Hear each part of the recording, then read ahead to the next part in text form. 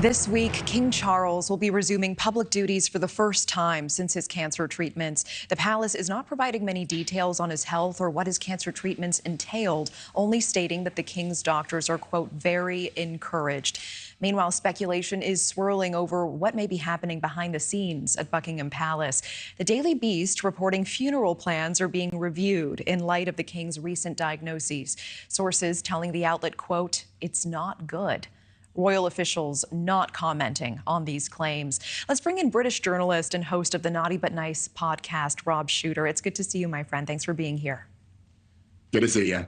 I know you have several sources there. It is not unusual for Buckingham Palace to not release many details. Do you think there's any truth to these rumors?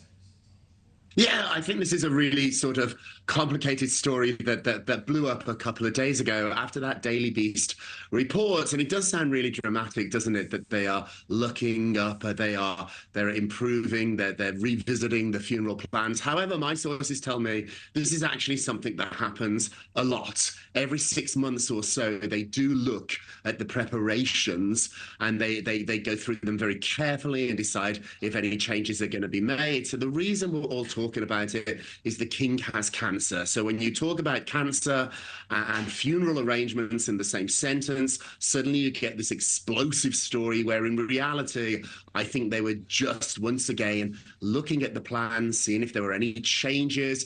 And this is something that they do quite often. Okay, I appreciate that context. And meanwhile, two major members of this family dealing with cancer diagnoses. What updates can you give us? What do we know about how King Charles is doing and how Kate Middleton is doing as well?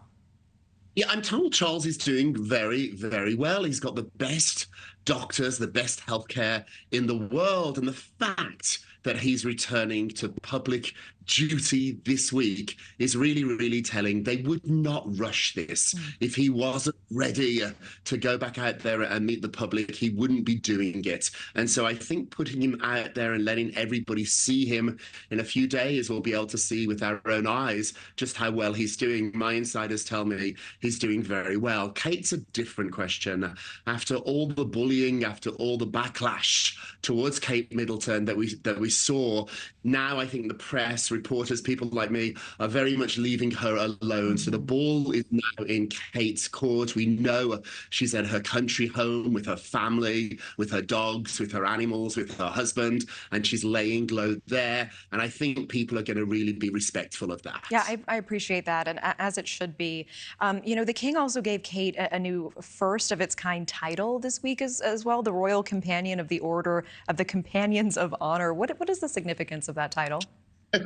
It's a great title, isn't it? It is a wonderful honor. Now, this is normally given to people in the arts, in the science. Elton John is a companion of the order. Paul McCartney is, J.K. Rowling, who wrote the Harry Potter books. So this is given to creative people who really support the arts. Kate has been a huge supporter of the arts. The National Portrait Gallery is something she cares about an enormous amount. The Royal Photographic Society, she's an amateur photographer. She cares about that too. So it's a lovely honor. And I think it's just a nice way of King Charles saying to Kate, we appreciate what you're doing, but at the end of the day, she's a princess and she is going to be the queen one day, and that trumps everything else. Tell me about the very latest with Prince Harry and Meghan Markle as well. We know Prince Harry set to return to London in May. What will he be doing? Yeah, so the Invictus Games, which he started about 10 years ago, they are celebrating a huge anniversary for them. This is the Wounded Warriors. It's something that he really deeply cares about. They're having a big event, going to be celebrities there, lots of people in the military, and Harry's going to turn up too. We do not know yet if Meghan will be going. There's a little bit of drama in Britain about his security. He no longer has the royal security, but he does have protection in Britain.